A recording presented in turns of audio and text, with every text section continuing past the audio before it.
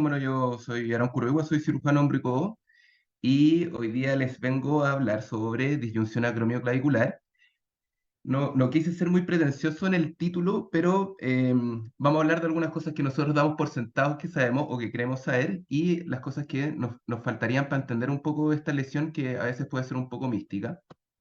Entonces, para partir, como para animarse, esto es un caso clínico real. Son un paciente de 61 años, sano, diestro, trabaja en la construcción y tuvo una caída con golpe directo en el hombro derecho. Entonces, aquí está la radiografía. Entonces, yo escuché que está la Magda Méndez, la doctora Méndez. Entonces, solamente con lo que yo te digo, no es para que se estresen, pero tú, ¿qué le ofrecerías de tratamiento y de diagnóstico a este paciente? No, ya me estresé, ¿no? O sea, tiene una disfunción acromioclavicular, tenemos una radiografía comparativa que al final nos muestra que hay una diferencia significativa en las alturas, en la distancia acromioclavicular y probablemente le ofrecería una suprafloxilia, o sea, como para hacer la fijación con un túnel, un brocado, un Súper. botón. Entonces, ¿qué pasa si te llega el paciente a tu poli y te llega así a las 2 semanas? No operado. Eh, Le sería, iría con un seguimiento, yo creo, ¿no? Para poder ver cómo va evolucionando, si se mantiene así, pero postergaría la decisión quirúrgica. ¿Te parece que eso es habitual en los pacientes o no tan habitual? No sé si he visto tanto para poder hacer decir que es habitual o inhabitual, pero no me parece tan frecuente, en mi humilde opinión. Súper. Oye, solamente esto no es lo más frecuente, pero obviamente pasa y por este tipo de pacientes lo que empieza a generar dudas, lo que nosotros aprendemos de forma dogmática durante la beca respecto a las clasificaciones y al tratamiento. Entonces, la hoja de ruta de esta presentación, vamos a hablar una cosa súper breve, introducción de la lesión, pero vamos a ir rápidamente a hablar sobre lo que queremos saber. Y en eso vamos a tocar algunos temas sobre anatomía, biomecánica y algunos resultados del tratamiento actual para pasar posteriormente a lo que nos falta. Y en eso vamos a tocar un poco el tema de la clasificación, ver si es necesario mejorar el estudio o no, mejorar nuestras técnicas o identificar realmente a quienes tenemos que operar. Entonces, esto es solamente para demostrar que es la forma habitual o el mecanismo habitual de lesión que genera la disyunción acromioclavicular. Ahí podemos ver su deformidad Anier de la acromioclavicular. Entonces, esto es una lesión que es bastante antigua. Los primeros registros están más o menos como los 400 años antes de Cristo por Hipócrates, que sale como descrito en las recomendaciones que él daba para diferenciar esta lesión de la luxación glenumeral real, que es una cosa que también ocurre con bastante frecuencia en la urgencia. Más o menos el 150 antes de Cristo, Galeno describió su propia lesión. Él tuvo esta lesión mientras estaba luchando en la palestra, que es algo que habitualmente se hacía, y lo chistoso de la anécdota de Galeno es que él tuvo mala adherencia a su propio tratamiento, es decir, como que no lo soportó. Y gracias a eso tenemos algunos registros. Entonces ya van más o menos como 2000 años de controversia en esta lesión. Eh, lo que se sabe actualmente, desde el punto de vista como más epidemiológico, es que es mucho más frecuente en hombres, bueno, casi 5 veces más, lo más frecuente es entre los 20 y los 40 años, y correspondería como al 4 o 9% de las lesiones de la cintura escapular. Entonces, vamos a lo que creemos saber. Entonces, en eso, nosotros queremos saber harto de anatomía. Entonces, solo le pongo esta imagen para mostrar la complejidad un poco. Obviamente, uno se dedica a esto, pero la cintura escapular es mucho más compleja porque es la sumativa de varias articulaciones que se mueven en planos distintos. Entonces, tenemos solamente para repasar la articulación esternoclavicular, la acromioclavicular, la glenohumeral y la escapulotorácica. Entonces partamos por la clavícula. La clavícula es el único hueso largo que es horizontal en el cuerpo. Más o menos mide unos 14 centímetros, pero en teoría es proporcional a la altura. En la parte que a nosotros nos importa, que es lo más lateral para esta lesión, en general tiene una característica que es mucho más delgada y rectangular. Y la gracia de la clavícula es que fue clave del punto de vista evolutivo para ponernos de pie y para tener mayor eficiencia en nuestras extremidades superiores. Entonces aquí pongo algunas imágenes de anatomía comparada en donde se va viendo que a medida que uno va aumentando como en la escala evolutiva, la clavícula cada vez se empieza a alargar más, se pone más horizontal, y eso permitió que la extremidad se fuese alejando un poco del tórax, dándole mayor dextricidad y la capacidad de mover la mano en el espacio.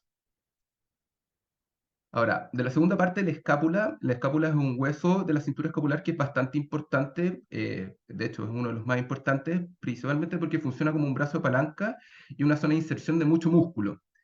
Desde la escápula nace este proceso, tenemos muchos, pero el proceso acromial es la continuación de la espina que va hacia anterolateral. Tiene una morfología que es variable, que es la típica como clasificación de Vigliani, que muestra los diferentes tipos de acromion, y tiene una importancia como biomecánica porque es una zona de inserción de varias musculatura, principalmente el deltoide, un músculo muy importante para el hombro, y ligamento.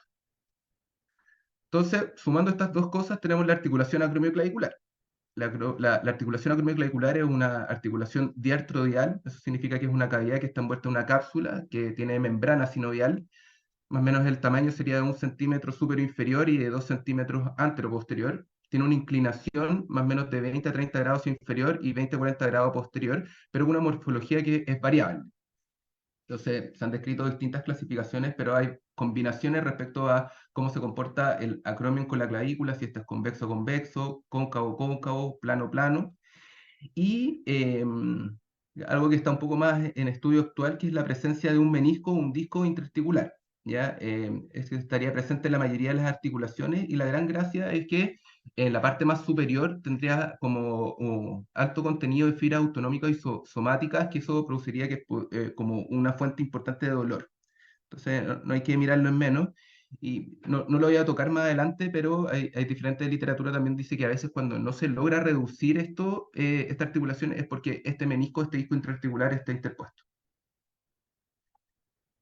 Entonces, de la parte de los estabilizadores de esta articulación, tenemos estabilizadores que son estáticos. Del punto de vista del acromio clavicular, habría como un complejo capsuloligamentoso grande que estaría dividido como en dos grandes bandas, una supero-posterior y una anterior-inferior, donde la más importante sería la supero-posterior, que es más gruesa, no sería perpendicular directamente a la articulación, sino que vendría desde la clavícula posterior hacia el acromio anterior, tiene una inserción más amplia y estaría más lejana al cartílago.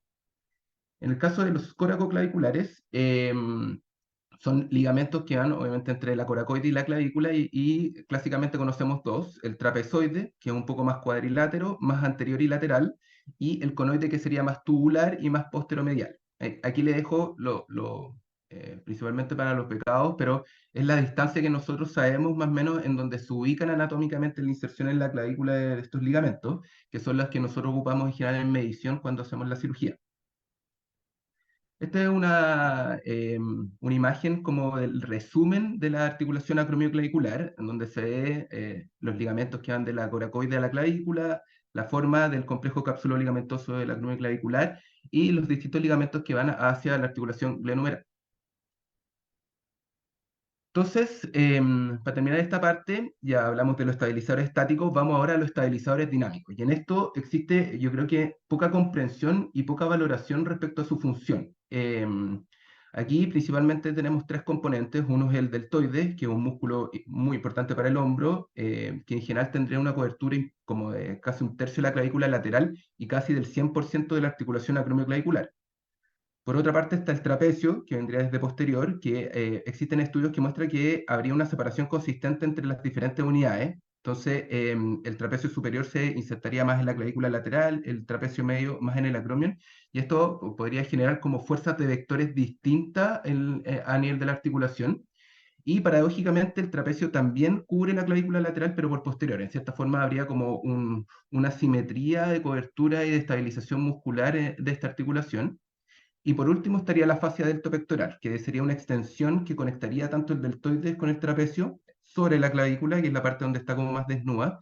Y esto sería como el componente perfecto de estabilizador como estático y dinámico.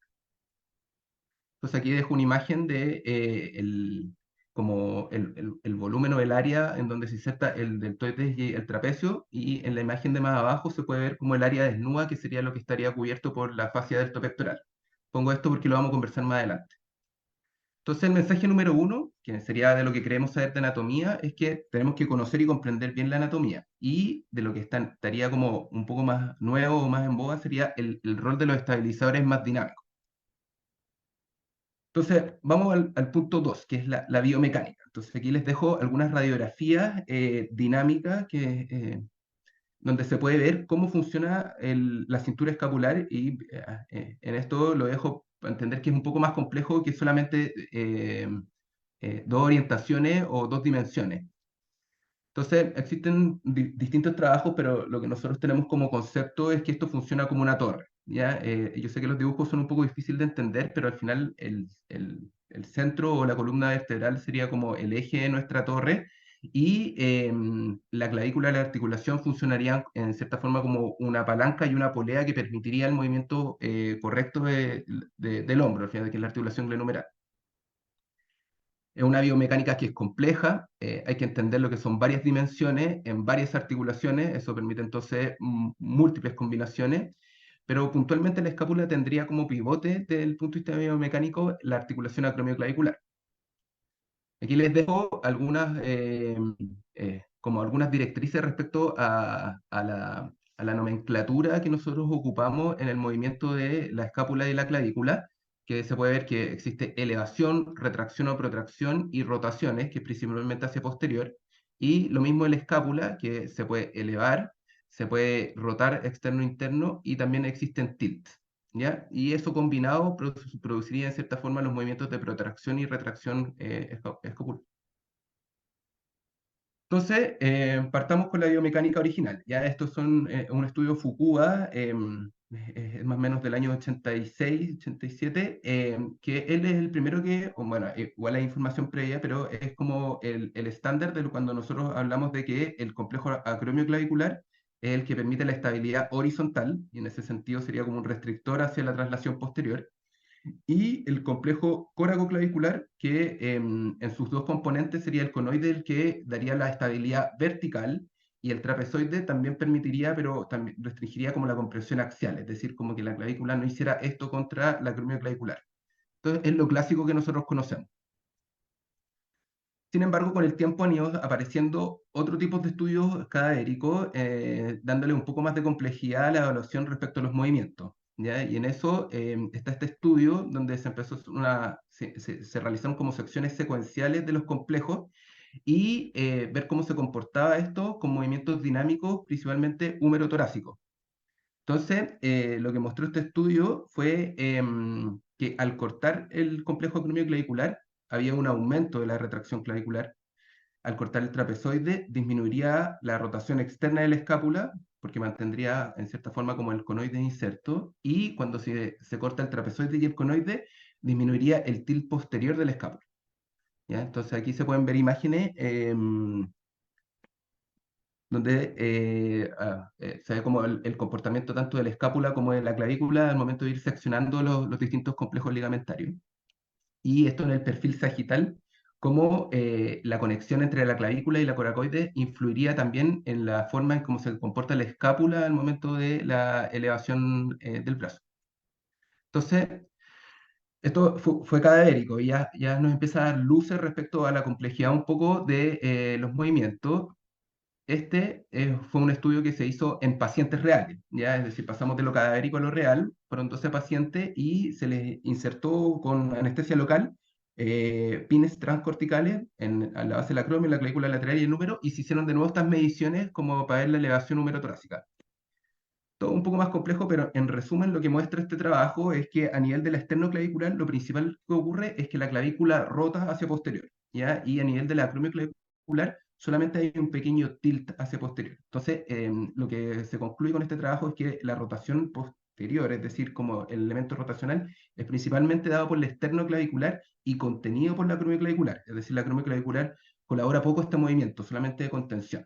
Entonces, se postula que la clavícula funcionaría como un segmento intercalado, porque no tiene como actividad muscular que permite estos elementos de rotación, y en eso la acromio clavicular sería como principal o fundamental para estabilizar la rotación y la traslación posterior. Entonces, ya no solo tiene que ver con la horizontalidad ni la verticalidad, sino que ahora empezamos a hablar sobre traslaciones y rotaciones. Por último, este trabajo cadavérico es que hicieron solamente evaluación de la acromio clavicular, lo dividieron en 4 cuadrantes y fueron seccionando progresivamente cada de los cuadrantes con diferentes secuencias, como se ve en el cuadro a la derecha. Y el resumen de esto es que cualquier componente del complejo acromioclavicular afectaría también la traslación y la rotación. Cuando se secciona por completo este complejo, la resistencia disminuiría a menos del 25% para la traslación y menos del 10% de la rotación. ¿Ya? Entonces, esta articulación tendría mucha importancia para mantener como contener el estrés rotacional. Entonces, el mensaje número 2, que sería en lo biomecánico, es primero que la biomecánica es compleja. Segundo, que ya no solamente vale el concepto de estabilidad vertical y horizontal, sino que hay que empezar a comprender el movimiento escapular también con elementos traslacionales y rotacionales. Entonces, para terminar, en lo que creemos está como los resultados del tratamiento actual, ¿ya? Y en eso lo dividí como en la parte más ortopédica, en la parte más quirúrgica. Entonces, están las lesiones de bajo grado. Yo sé que no hemos conversado sobre la clasificación de Rockwood, pero lo lamento, pero voy a asumir que es como de conocimiento general. Las lesiones de bajo grado, que serían las Rockwood 1 o 2, en general siempre se ha hecho por consenso histórico que el tratamiento es conservador. ¿Ya? Y en general el tratamiento conservador tiene buenos resultados.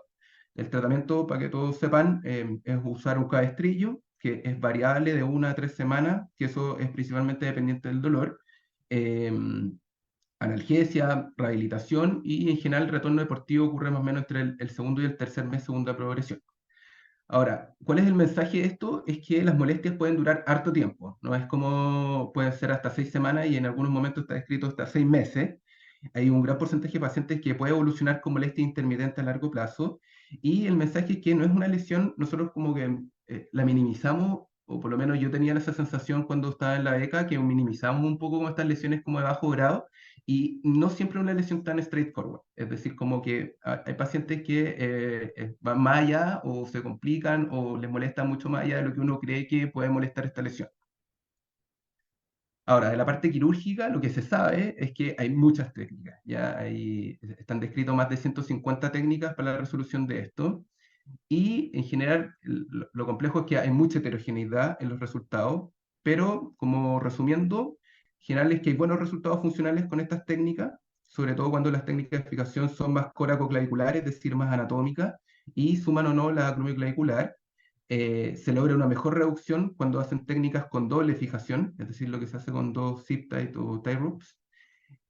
Habría menor traslación como antero-posterior cuando se ocupa doble túnel, pero de ese concepto también pasamos al hecho de que hay un porcentaje importante de pérdidas de reducción, es decir, casi un 21%, complicaciones que no son menores, son hasta un 14%, sobre todo, por ejemplo, en reconstrucciones que hay más fracturas o mayor fallas mecánicas cuando se ocupa un solo sistema, pero las revisiones también son menores, más o menos como un 9%.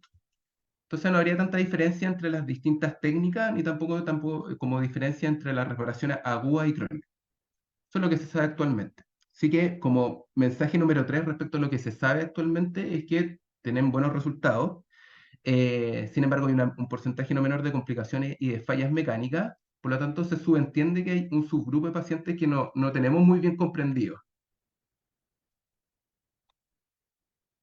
Entonces ahora vamos a la segunda parte de la presentación, que sería lo que nos falta, ¿ya? Y vamos a partir entonces con el tema de las clasificaciones. Entonces, la clasificación que nosotros ocupamos de forma general es la de Rockwood. Esta está escrita en 1984 y es una modificación de una clasificación previa, que es la de Tosi, también está la de Allman, pero lo que hacía Tosi es un poco como agrupaba la uno y la 2 es más o menos parecida a la de Rockwood, y la 3 agrupaba todas las lesiones de alto grado, es decir, cuando comprometía la articulación acromioclavicular y clavicular, eran todas tipo 3. Y eso Rockwood le pareció que era demasiado excesivo. Entonces hizo una clasificación que tuvo 10 años de estudio radiográfico. Lamentablemente fue solo con radiografía y dio origen a la clasificación que conocemos actualmente, que son 6 tipos y que tiene que ver con el compromiso de cada uno de los complejos y un poco la dirección o la magnitud de desplazamiento. ¿Cuál es el problema de esta clasificación? Es que hay distintos estudios que han demostrado que el acuerdo es bajo o moderado, pero no llega a un acuerdo más allá de moderado. Eh, no tenemos tan claro como los criterios de medición para hacer este tipo de porcentaje y no reflejaría formalmente como la lesión de partes blandas asociada a la lesión y tampoco en los casos donde hay inestabilidad dinámica residual.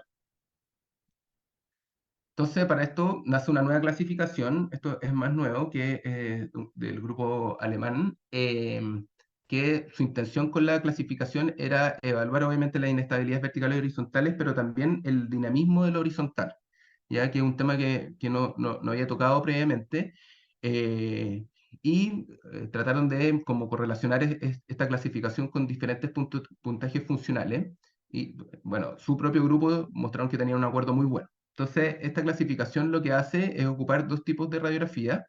Ocupan una P comparativa, ellos lo ocupan con carga, cosa que ya no se hace mucho, y una proyección que es para como evaluar la estabilidad horizontal dinámica, que es la proyección de Alexander.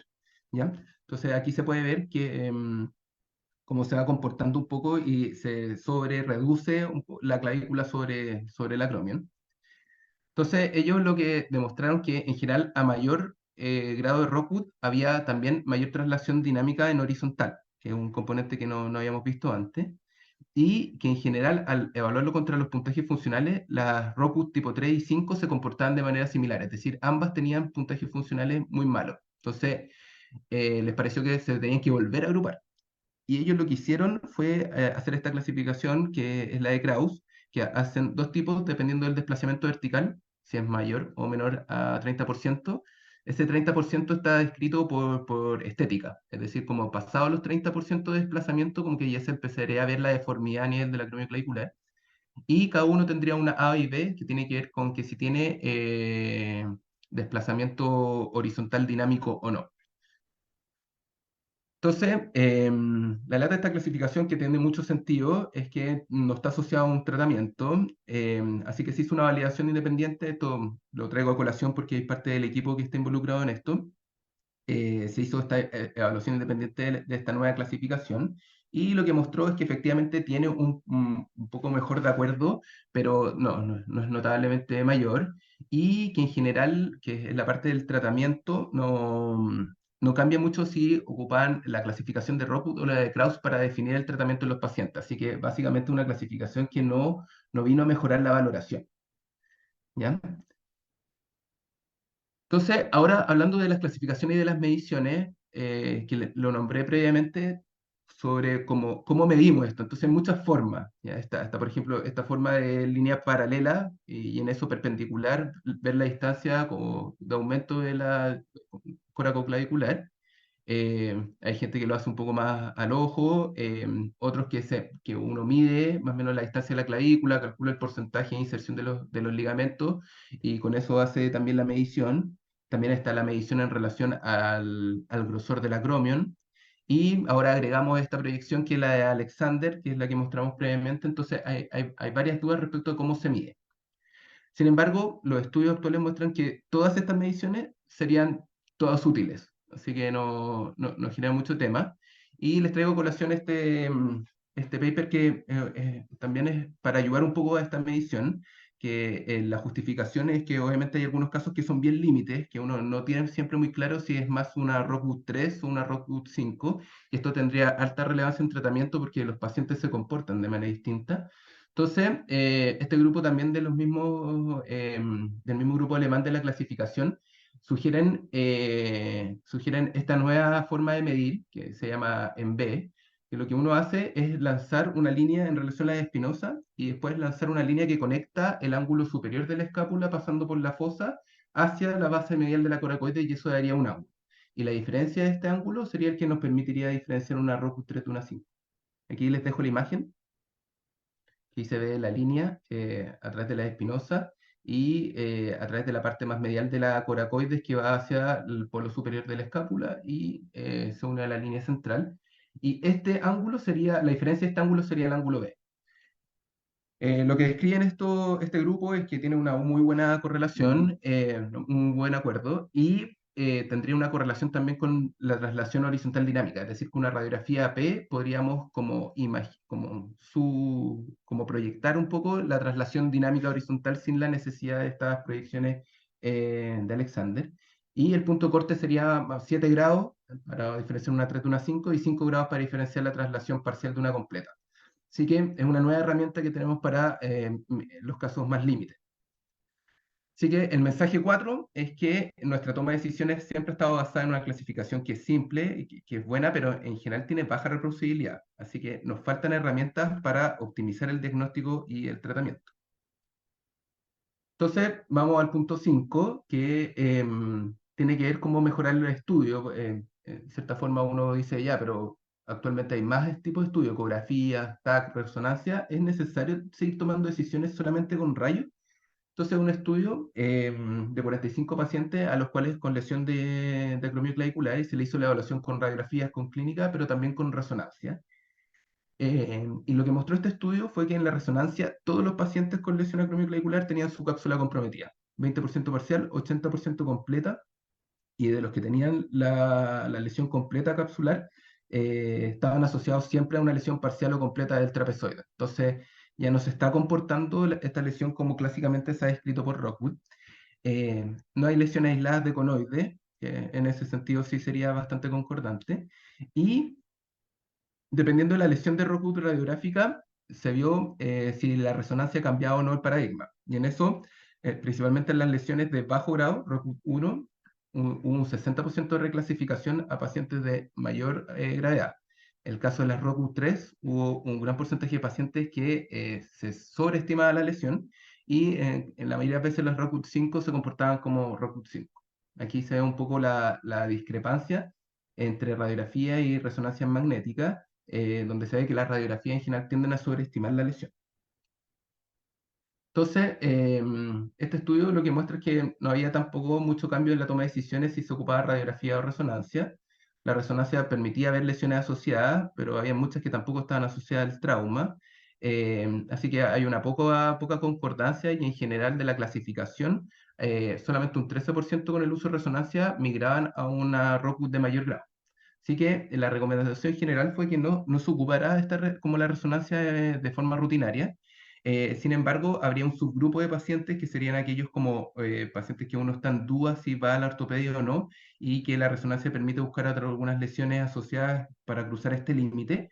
Pero todo esto solamente tendría sentido en el contexto del apoyo artroscópico, porque este grupo lo que hace con su resolución quirúrgica es que lo hace de manera artroscópica, entonces permite el diagnóstico in vivo en pabellón. Por lo tanto, si uno no tiene esa herramienta, uno debería empezar a pensar en tomar exámenes de mejor calidad. Así que el mensaje 5, en relación a los nuevos estudios, es que quizás en pacientes con algunas dudas sobre si ir a tratamiento ortopédico quirúrgico, un examen de mejor calidad, en este caso resonancia, podría permitir definir el tratamiento. Hay un porcentaje importante de lesiones asociadas, así que o uno debería empezar a pensar a ocupar esta resonancia en este subgrupo de pacientes o empezar a ocupar la artroscopía dentro del algoritmo y ver qué pacientes tendrían como riesgo. Igual que, por ejemplo, en las luxaciones glenumerales, quizás verlo con edad, ocupación, deporte, y eso es información que no tenemos tan clara. Para ir como cerrando un poco, ahora está el punto de las técnicas quirúrgicas, ¿ya? Y como conversábamos antes, hay muchas técnicas, ¿ya? Hay más de 150 técnicas, cada vez aparecen más y diferentes variaciones de una misma, pero en general el péndulo ha ido transitando desde la parte más como de resoluciones más transitorias, que serían las hojas de Kirchner, las placas Hook, hacia cirugías más anatómicas, que es principalmente corrección de la clavicular y de la acromioclavicular. Entonces traigo a colación este paper del 2011, que es de Scheibel, de este mismo grupo, que fueron uno de los primeros que mostraron resultados respecto al uso del doble botón. Ya ellos en este trabajo hacían un doble botón artroscópico, un trabajo que tenía harta como autocrítica, es decir, con un seguimiento que es bastante estricto, solo pacientes con disyunción tipo 5, y que aquí está un poco la técnica, que es muy parecido a lo que hacemos actualmente con un buen seguimiento y en general lo que muestra este trabajo es que los pacientes con esta como técnica de doble botón tenían muy buenos resultados, pero como tenían una evaluación radiológica muy crítica, ellos seguían a estos pacientes con radiografías comparativas y con radiografías de Alexander, que son radiografías básicamente en estrés. Se dieron cuenta que con este tipo de cirugía hubo casi un 43% de pacientes que tenían o mantenían una alteración dinámica, es decir, en el plano horizontal, y aquí es lo que se conoce como inestabilidad horizontal dinámica, y que este subgrupo de pacientes tienen peores puntajes funcionales en su estudio. Entonces, desde ahí, 2011, empiezan a hacer como literatura y evidencia respecto como al cuestionamiento de la utilidad o de la importancia del acromio clavicular en los resultados en este tipo de pacientes. Entonces, 2018, este mismo grupo de pacientes vuelven a publicar un trabajo donde hacen un cambio de generación en el implante, pero la misma técnica, pero esta vez hacen aumentación de su cirugía con cerclaje acromioclavicular en X, ¿ya? Es decir, ocupaban el mismo doble sistema de fijación y le sumaron el cerclaje. Entonces, en este trabajo, bueno, fueron menos pacientes, pero todos tuvieron muy buenos puntajes funcionales. Y la gran gracia es que bajó su tasa de inestabilidad dinámica. Es decir, de lo que teníamos un 43% baja a casi un 6%. Igual hubo un porcentaje importante de inestabilidades parciales, pero ya en este subgrupo ya los resultados funcionales no tenían diferencia. Entonces empieza a hacer sentido que ya no solamente había que focalizarse en la coracoclavicular, sino que también habría que agregar la acromioclavicular para la resolución quirúrgica. Entonces hay varias controversias y obviamente cuando hay controversias empiezan a salir más estudios y ahora existen un gran número de estudios biomecánicos. La mayoría están enfocados en la acromioclavicular, no todos con movimientos muy reales. Entonces traje este paper que el objetivo fue evaluar el movimiento no solamente de la acromioclavicular, sino de toda la cintura escapular con las reparaciones aisladas o combinadas. Entonces, estudio cadérico, más o menos 14 piezas, en donde también se ponían con sistema de navegación y pines de sensores, en 4 zonas: esternón, espina, clavícula y húmero, y se probaba en diferentes planos como el movimiento escapular. Eso sí, la reparación se hizo solamente con un botón y un cercaje con anclas, que acá está la técnica del cerclaje acromioclavicular. Y en resumen lo que sale es que la reparación coracoclavicular mejoraría la rotación clavicular, ya eso a nivel de esternoclavicular, y la acromioclavicular mejoraría la elevación clavicular a nivel del externo y las rotaciones escapulotorácicas.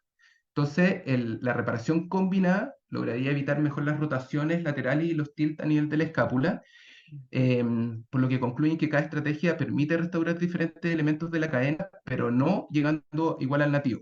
¿Ya? Entonces, significaría que estas técnicas logran acercarse a la anatomía perfecta, pero no son exactamente igual. Entonces, ahora aparece nuevamente el rol de los estabilizadores dinámicos. Entonces, el mismo autor que habíamos nombrado antes, lo que él recalca es que el deltoide y el trapecio tienen muchas fibras que son confluentes en la articulación, ya un 90% hacia anterior, un 70% hacia posterior, y estarían poniendo en duda un poco esta reparación clásica que uno hace cuando realiza cirugía abierta, que uno cuando desinserta parte del deltoide anterior pasa a hartos puntos como sobre la fascia a lo que sea. Y entonces su hipótesis del trabajo es que la reparación anatómica mejoraría lo que nos queda, que sería la estabilidad rotacional. Entonces hicieron 12 cadáveres, sección secuencial entre deltoide y trapecio, seleccionar la cápsula y evaluar la reparación. Y que aquí muestran un poco la técnica de reparación. Y lo que muestran es que efectivamente el deltoide y el trapecio tendrían un rol en la estabilidad, pero que esta reparación no lograría como restaurar la capacidad de restricción rotacional, solamente un poco hacia posterior, Pero igual la recomendación sería que hay que tener un poco de precaución al momento del cierre porque esto también sería importante para lograr resultados casi perfectos. Entonces, el mensaje número 6 es, ya no solamente depende de estas estabilidades que nombramos antes, sino que habría un rol importante en controlar la estabilidad horizontal y rotacional.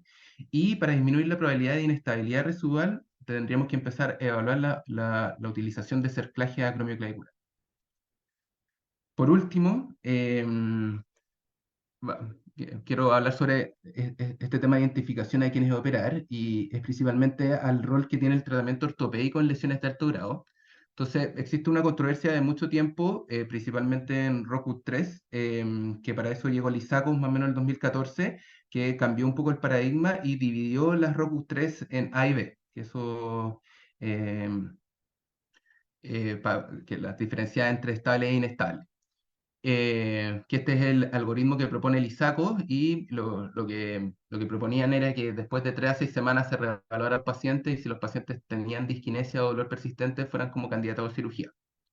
Entonces, tuvo baja aceptación este algoritmo ISACO, como teóricamente todos lo sabemos, pero en la práctica es difícil. Eh, y la importancia de estas ROCU3, que obviamente son un porcentaje como grande dentro de las lesiones acromioclaviculares. Así que esto es un pequeño resumen, pero desde el 2012 solamente hay 4 randomizados clínicos comparando cirugía y conservador. La mayoría de ellas son ocupando técnicas que no es lo más frecuente, aguja o hook plates.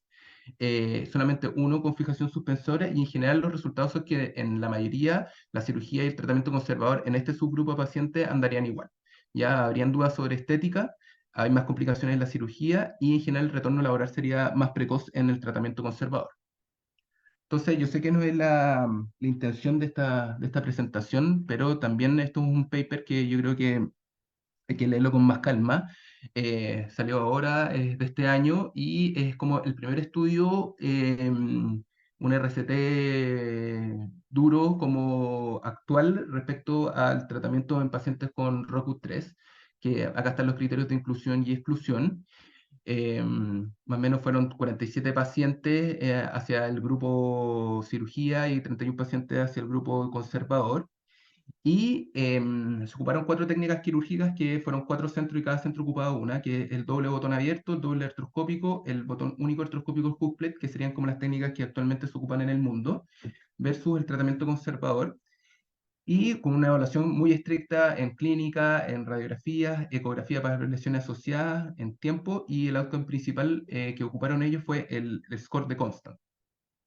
Entonces, como resultado a la rápida, no hubo muchas diferencias desde el punto de vista demográfico, y lo que ellos concluyeron es que en general el tratamiento quirúrgico y conservador en ROCU 3 tiene los mismos resultados. ¿Ya? Esto en el score de Constant, que es su outcome principal, en diferentes outcomes. Y la gracia es que también dividieron las tipos 3A y 3B, que serían las con inestabilidad horizontal, donde tampoco hay diferencia. Como efecto adverso, hubo un grupo de pacientes que igual hubo un crossover, que fueron los primeros 8 que se sacaron del seguimiento final, que hay una duda metodológica. Y la cirugía igual tuvo un porcentaje importante de complicaciones, principalmente retiro e infecciones como superficiales, más o menos como un 17%, y acá no se considera en el valor como el retiro de las hook plates en ese subgrupo, que sería más como 35%. Entonces, este trabajo lo que muestra son resultados similares a otras revisiones sistemáticas, y solamente que estas revisiones sistemáticas en general tienden a ser más heterogéneas, ocupan como bajo nivel de evidencia. Los RCT previos también no están focalizados solamente en ROCUS 3. Así que este trabajo lo que muestra principalmente es que no habría diferencia en estabilidad horizontal, no habría tampoco diferencias por edad, no suman dentro de su valoración la ocupación y el deporte. Habría más complicaciones en cirugía, por lo que su recomendación es que la primera línea en ROCUT 3 sería el tratamiento conservador. Entonces ahora preguntan ROCUT 5. Ya, entonces existen diferentes trabajos que van con lo que decía antes, que combinan 3 y 5, pero en general si uno los ve, los resultados también del tratamiento conservador en ROCUT 5 como que serían bastante buenos. Acá una comparación entre terapia y hook plates. También se ve que en general el rango de movilidad es más precoz en el tratamiento conservador. Este es un trabajo en población militar, em, donde 21 pacientes fueron tratados conservadoras y casi 2/3 de los pacientes vuelven a su vida normal sin necesidad de cirugía, pero igual hay un subgrupo de pacientes, que sería el otro tercio, que no anda muy bien. Esto es solamente a colación porque es parte del equipo de lo que mandamos este año al Congreso, que es un trabajo retrospectivo basado también en esta sensación clínica que hay algunos pacientes no operados con disyunciones de alto grado que andan bien, que son pacientes con disyunciones que nosotros consideramos de la 3B hasta la 5, y en general no hubo diferencia tampoco en nuestra población, solamente 2 pacientes de los 24 hicieron el crossover a cirugía. Y esto estaría en línea también con publicaciones que son actuales de otros grupos. Esto es del Congreso Mundial que ocurrió ahora de hombro, también del grupo alemán, y que ellos vieron la evaluación de pacientes con disyunciones ROP 5 y también lo que ellos muestran es que hay buenos resultados con el tratamiento conservador, sin mucha diferencia por grupo etario. Así que el mensaje 7 es que, desde el punto de vista de quienes operar o a quienes el manejo conservador, debo decir que igual hay alto sesgo en la información, solamente habría este randomizado clínico reciente que está en evaluación, más crítico. Faltaría evidencia para estas lesiones de alto grado, pero la experiencia clínica sugiere que estos pacientes, si se seleccionan bien, podrían andar bien sin necesidad de cirugía. Y lo que nos queda es información como pendiente, es tener más información para estratificar a los pacientes y definir su manejo. Así que a modo conclusión, creo que primero es importante saber la anatomía estática y la valoración de la anatomía dinámica, que es lo que está actualmente más en boga. Hay nuevos conceptos biomecánicos, en ese caso hay que empezar a reformular el dogma de esta lesión en dos planos. Los resultados clínicos en general son buenos, no hay que quedarse con la sensación que no, pero no en todos los pacientes. En ese subgrupo quizás es importante tener más información para mejorar la clasificación y con eso definir nuestro manejo. Quizás para algún subgrupo de pacientes mejorar el diagnóstico con imágenes más complejas o empezar a ocupar la artroscopía en nuestro algoritmo. Desde el punto de vista quirúrgico, quizás hay que optimizar algunas técnicas para disminuir la probabilidad de esta inestabilidad residual, que sería como aumentar con cerclaje acromioclavicular. Faltaría información para estratificar estos pacientes como de este subgrupo o universo de pacientes que andan muy bien con el tratamiento conservador y muy bien con el tratamiento quirúrgico, pero ese desfase en pacientes que no andan tan bien, nos falta esa información para poder estratificarlo. Y en ese sentido, por el momento, probablemente hay varios justos que están pagando por pecadores. Eso. Buenísimo, Aaron. Te pongo aplausos ahí virtuales.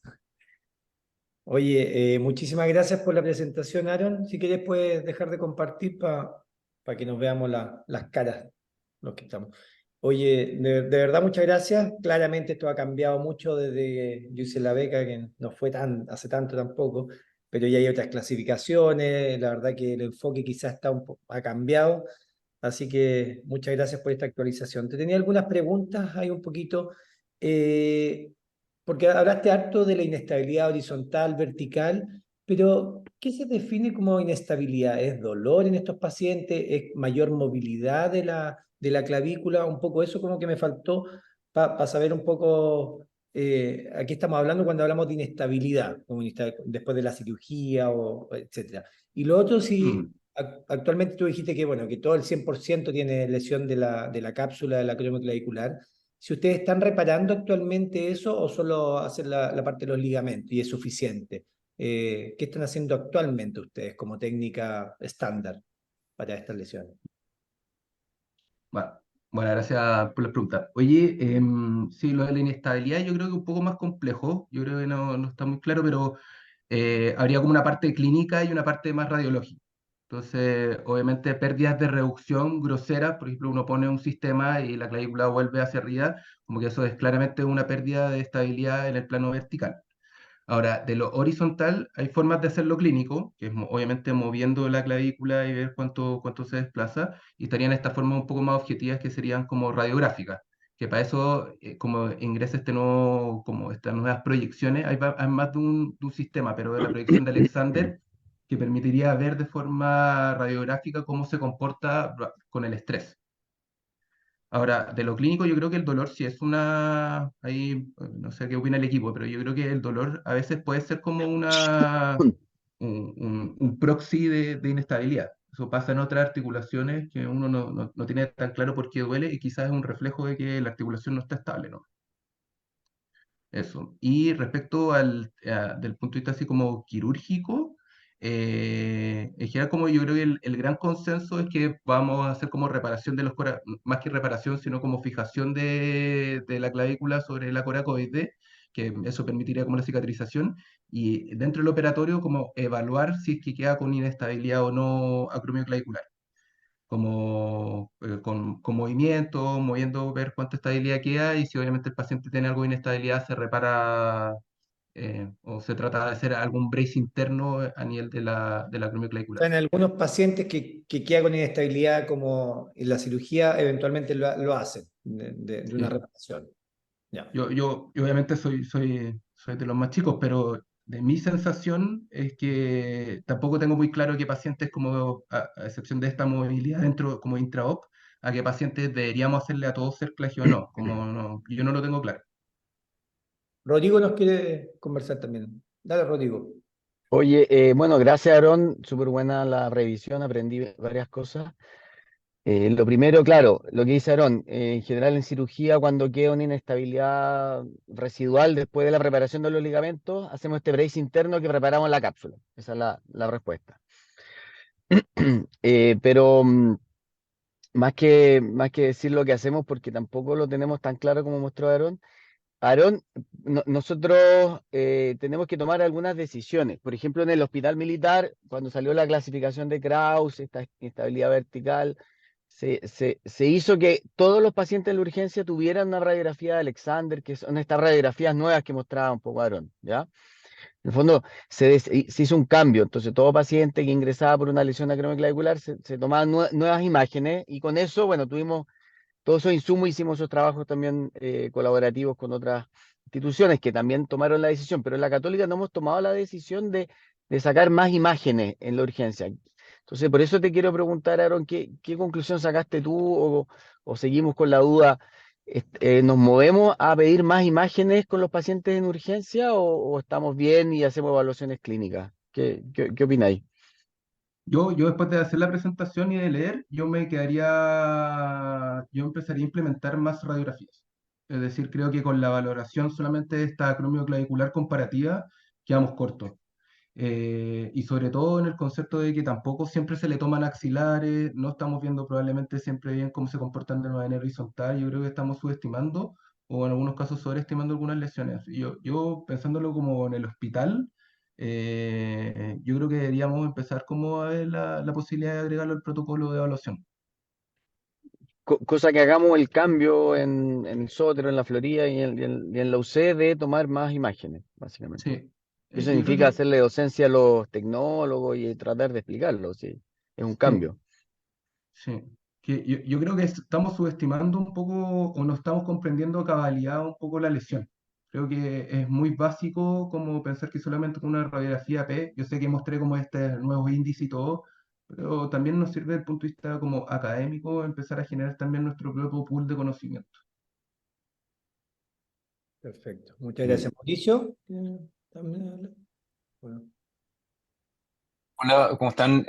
Felicitaciones, Aarón. Súper, súper nutrida tu presentación. Eh, a mí siempre el hombro me ha sido obtuso y quedé como efectivamente con la primera frase que así como solo sé que nada sé. Porque hay como varios movimientos así como macro en tu presentación que primero pedir más imágenes, pero a la vez también hay muchos grupos de pacientes, como tú decías, que pagan justo por pecadores, que parecen tener buenos resultados con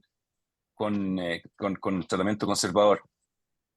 Así, para el Lego como uno, que no le entra nunca al hombro, ¿cuáles son los que, así, del Rockwood clásico, cuáles tienen que operarse sí o sí? O sea, no hay ninguna duda. Eh, ¿hay alguna certeza de eso? Por último, dame la 4 que está metida para atrás, toda para el gato, no sé. Sí. No sé si hay tanta certeza, pero lo más cercano a la certeza yo diría que como consenso es los que son irreductibles, es decir, como que hay algo interpuesto En general, que serían como los pacientes con mayor alto grado, un ROCK 5, probablemente que no logra reducirse, que uno no lo hace, pero es lo que se describe, andarían mal con tratamiento conservador, y efectivamente los que están estáticos dislocados hacia posterior. Es decir, ya, porque son los que probablemente también tienen interpuestos parte de la fascia trapezial o pectoral, que no, eso tampoco va a andar bien. Eso serían como... Ahora, respecto a lo que uno podría imaginarse en pacientes más jóvenes, deportistas, trabajadores manuales que requieran fuerza, yo eso, su grupo de pacientes también estaría así como más tirado hacia la cirugía. Pero también hay evidencia, disculpen lo amarillo, pero también hay evidencia para el otro lado, de pacientes que se tratan on season, es decir, tienen lesiones y los infiltran y los mandan y chao. Y después con el tiempo no se vuelven a operar y andan con su clavícula ahí por aquel lado. Pero Ya. sería como ese subgrupo, probablemente pacientes de muy alto grado em, como con lesiones estáticas horizontales y pacientes como de alta demanda. Súper. No sé si el equipo tiene alguna otra visión, pero Quedaste igual nomás, no, sí. Esos. Y para sumarle pelo a la sopa, lo que dice Aarón es que hay grupos de deportistas, por ejemplo, los rugbyistas, que uno diría es un atleta de colisión, necesita el brazo súper fuerte, y son los que mejor toleran las deformidades. Y parece ser porque tienen una hipertrofia intrínseca de sus trapecios, de sus deltoides, entonces todos sus estabilizadores dinámicos los tienen tan potenciados que toleraban muy bien cuando estaban in season, tratamiento ortopédico, y después muy poco se operaban. Entonces hay algo que deberíamos buscar, pero no todos los deportistas tienen esa condición. O sea, poco menos